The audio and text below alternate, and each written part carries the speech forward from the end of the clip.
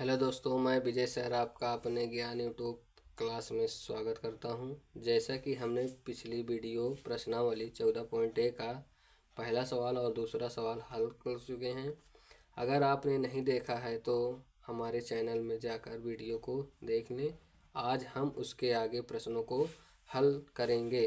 जैसा दिया है कि किसी कक्षा अध्यापिका ने पूरे सत्र के लिए अपनी कक्षा के 40 विद्यार्थियों की अनुपस्थिति निम्नलिखित रूप में रिकॉर्ड की। एक विद्यार्थी जितने दिन अनुपस्थित रहा उनका माध्य ज्ञात कीजिए।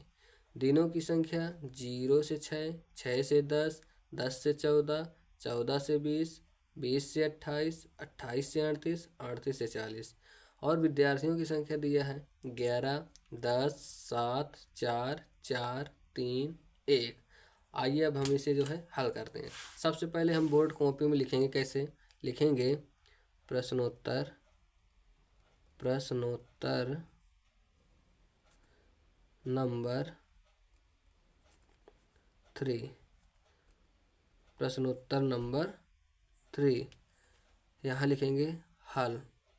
क्या लिखेंगे दोस्तों? हल लिखेंगे। अब हल करते हैं। हमारा दिया हुआ है दिनों की संख्या। क्या दिया हुआ है? दिनों की संख्या। दिनों की संख्या और दिया हुआ विद्यार्थियों की संख्या। विद्यार्थियों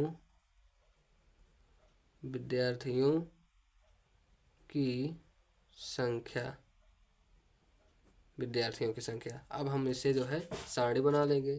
तो विद्यार्थियों की संख्या दिया हुआ है तो विद्यार्थियों की संख्या में सारणी बना लेंगे और दिनों की संख्या में सारणी बना लेंगे।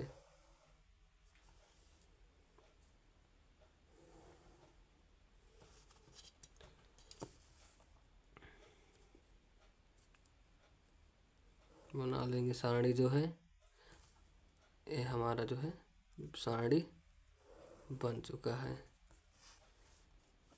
अब इसमें बन चुका है। अब इसमें दिया है दिनों की संख्या दिया है 0 से 6, 6 से 10 और दिया है 10 से 14। इसके बाद दिया हुआ है 14 से 20, 20 से 28, 28 से 38, 38 से 40 और विद्यार्थियों की संख्या दिया हुआ है 11, 10,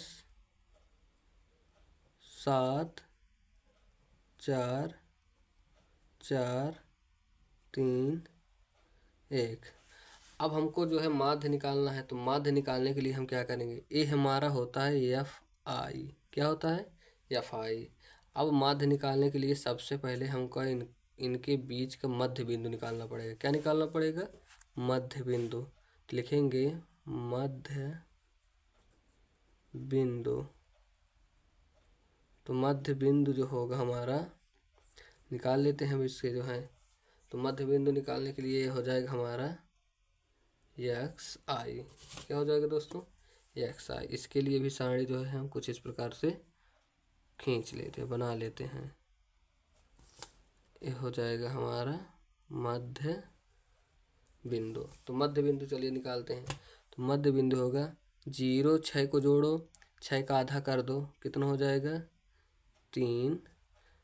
10 और 6 को जोड़ो, हो जाएगा 16, 16 का आधा 8, 14 और 10 24, 24 का आधा 12, 20 और 14 जोड़ो, हो जाएगा 10, 30, 30 सात 34, 34 का आधा 17 हो जाएगा।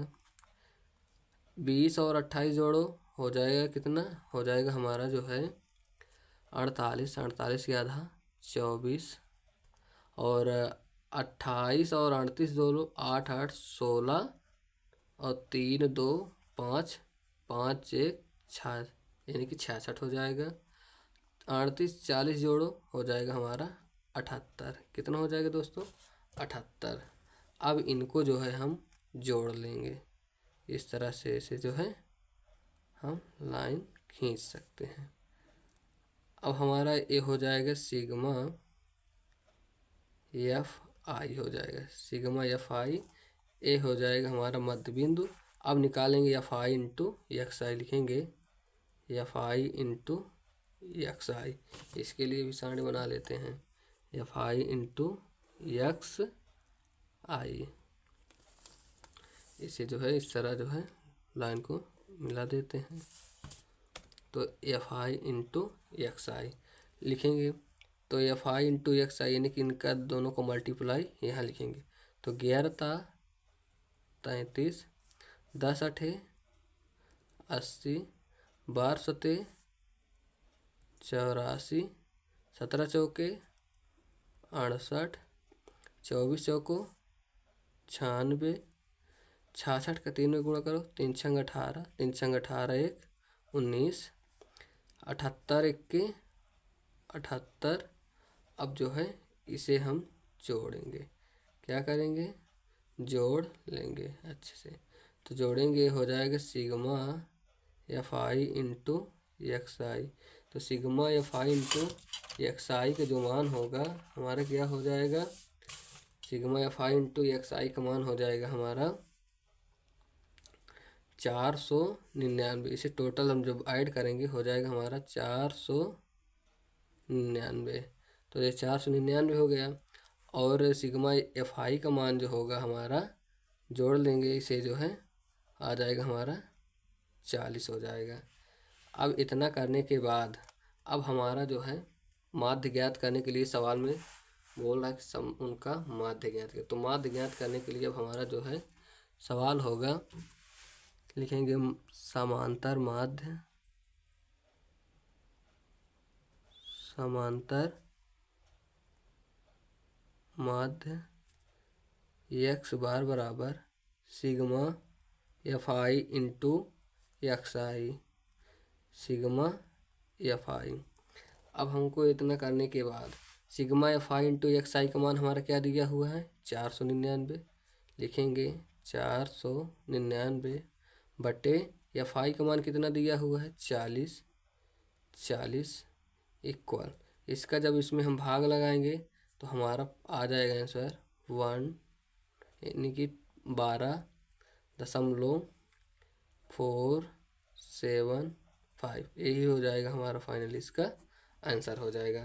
तो इसका जो समांतर माध्य हो जाएगा 12.475 हो जाएगा। ठीक है दोस्तों, अब हम चलते हैं नेक्स्ट सवाल है, निम्नलिखित बारंबारता बंटन से ऊंचाई का समांतर माध्य ज्ञात कीजिए। ऊंचाई सेंटीमीटर में 150, 160, 158, 155, 164, 168। आदमियों की संख्या 10, 14, 8, 15, 7, 16 है। अब इसको भी उसी प्रकार करेंगे। सबसे पहले हम लिखेंगे प्रश्नोत्तर, लिखेंगे प्रश्नोत्तर नंबर 4, प्रश्नोत्तर नंबर 4। अब यहाँ लिख लेंगे हम हल, लिखेंगे यहाँ हल लिखने के बाद अब हम इसमें भी अपना जो है सारणी बना लेंगे। तो सारणी जो बनेगा लिखेंगे ऊंचाई सेंटीमीटर में, आदमियों की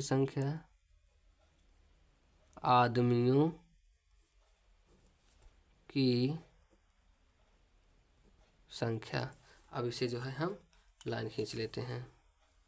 आदमियों की संख्या में अब हम इस सबको जो है लाइन खींच लेते हैं।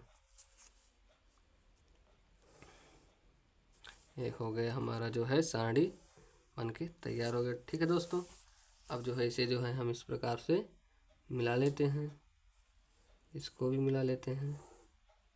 चलिए, अब हमारे तो हमारा सारणी बन के तैयार हो गया है।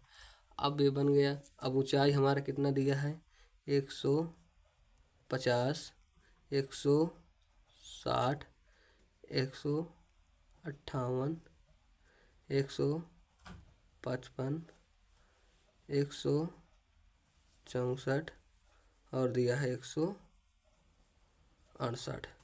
और क्या दिया है, और हमको दिया है आदमियों की संख्या। आदमियों की संख्या कितने दिया है?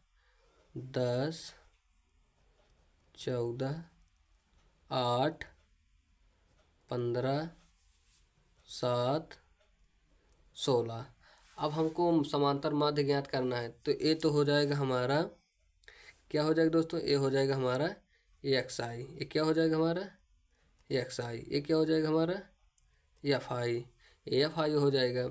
अब हमको sigma F I into X I निकालना है। इसके लिए भी हम जो है सारणी खींच लेते हैं। ए खींच लिए दोस्तों। इसको भी इस तरह जो है मिला लेते हैं। इसको इस प्रकार जो है मिला लेते हैं।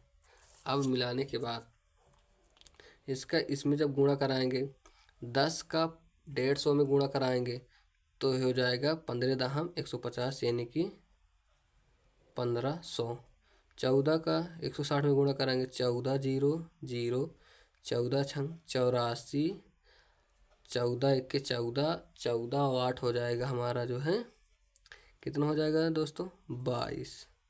14 8 22 हो जाएगा।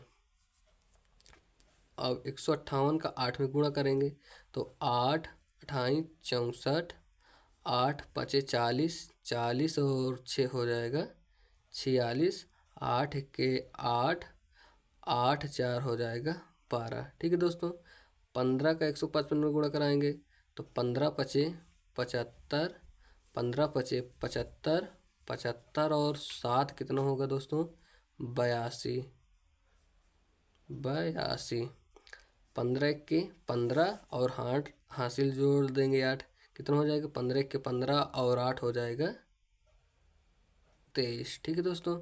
अब इसी तरह 7 को 164 में गुणा कराएंगे, 7 चौके 28, 7 छंग 42, 42 2 हो जाएगा 44, 7 1 के 7, 4 11, 16 8 128, 16 छक्का 96, 96 और 12 यानी कि 106, 106 और 2 हो जाएगा हमारा 108, 16 1 के 16, 16 10 हो जाएगा 26। अब क्या करेंगे? अब इतना करने के बाद इसको जो है इस प्रकार से हम क्या करेंगे? मिला देंगे। ये मिलाने के बाद जो है अब हम जो है इन्हें और इनको जो है जोड़ लेंगे। तो एफ आई को जब जोड़ेंगे तो लिखेंगे सिग्मा एफ आई इक्वल, तो सिग्मा एफ आई इक्वल जब जोड़ेंगे तो आएगा हमारा कितना आदमियों की संख्या? जोड़ लेंगे आ जाएगा हमारा जो है 70। इसी प्रकार इनको जब जोड़ लेंगे ये आ जाएगा sigma F I into X I equal आ जाएगा हमारा 11,000। हम यहाँ लिख देते हैं, यहाँ नहीं आएगा, लिख देते हैं 11,165। ये हो जाएगा sigma F I into X I का मान। अब हमको बोल रहा है समांतर माध्य ज्ञात कीजिए। तो समांतर माध्य ज्ञात करना है तो समांतर माध्य बराबर फार्मूला होता है, लिखेंगे समांतर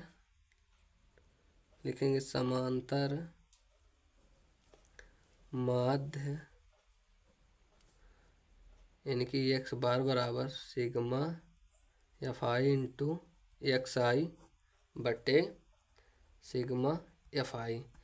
लिखेंगे sigma F I into X I का मान है 11,165 बटे सिग्मा एफ आई का मान है 70।